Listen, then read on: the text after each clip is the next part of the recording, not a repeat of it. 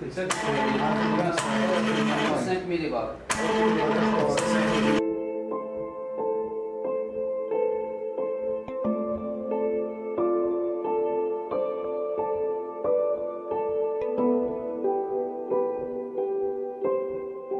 مراد محمد بن عثمان دكتور en génie biomédical. رحنا اليوم هنا par l'appel de la GATEC et en collaboration avec le CDTA et aussi l'université de Tübingen. Nous sommes ici aujourd'hui pour développer un respirateur artificiel vu la situation d'urgence que connaît notre pays et vu que le nombre de respirateurs artificiels sera en manque lorsque la vague de l'épidémie sera à son pic en Algérie.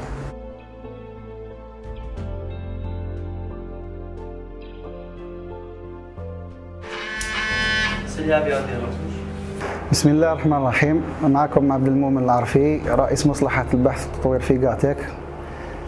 جاتك هي شركة مختصة في الكهرباء عموما في الجيني إلكتريك، وعندنا فرع التطوير، وهذا فرع التطوير يتكون بخمس فروع: فرع في الميكانيك، وفرع في الإلكترونيك المحمولة، وفرع في الإعلام الآلي. وتعاوننا مع CDTA ومع جامعة عين تيموشنت فجو مختصين في البيوميديكال، وتعاوننا حتى مع مختصين في البلاد مختصين في الريانيماسيون في الإنعاش فادونا بزاف باش يعني اجتمعنا جميعا باش نحققوا هذا الجهاز، هذا تصميم الجهاز، يعني حتى باش نكونوا في الصورة اللي حيعاون هذول الناس اللي وقعوا في الكورونا، اللي وقعوا في اضطراب تنفسي، يعني حيعاونهم بزاف.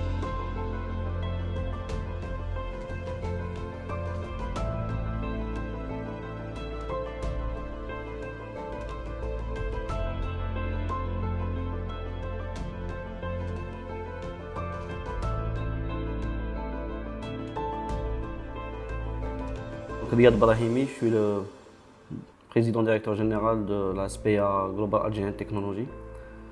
Nous avons décidé le 16 mars au soir de prendre l'initiative en co-développement avec le CDTA du respirateur artificiel à développement 100% algérien. Tous les pays se sont retrouvés à partir de cette date-là, à cause de la situation sanitaire du monde, se retrouvent dans une situation de quasi-embargo. Donc nous avons pris cette initiative. Nous remercions déjà tous les acteurs qui nous ont aidés dans cette démarche, à savoir les universitaires algériens, plus d'une dizaine de réanimateurs, des personnes, des Algériens d'ailleurs dans le monde, dans la diaspora algérienne, et puis tout le monde qui nous aura aidés. Le but, alhamdoulilah, une première étape a été franchie aujourd'hui, à savoir le dispositif, le premier prototype est opérationnel et prêt à être industrialisé. C'est un prototype qui aujourd'hui ne réunit pas, bien évidemment, tout ce qu'un modèle commercial contiendrait, mais qui obéit à cette situation, à la situation dans laquelle nous nous trouvons aujourd'hui, et qui permettra de gérer des cas d'urgence, des cas un peu moins urgent, et puis il ira au-delà, il permettra même d'aller gérer des personnes qui sont en réanimation. C'est un modèle à volume contrôlé avec deux modes opératoires, Total Volume Control et VAC, Assisted Control Volume. Les médecins réanimateurs agiront comme sur un modèle classique commercial sur les mêmes paramètres, à savoir le temps plateau, la fréquence, le temps d'insufflation, le FiO2, etc. La deuxième étape qui débutera Inch'Allah dès demain, ce sera la validation de nos travaux par les organismes sanitaires. Et puis tout de suite après, passer à l'industrialisation. Donc je remercie déjà le Forum des chefs d'entreprise pour son engagement et son rôle de coordination.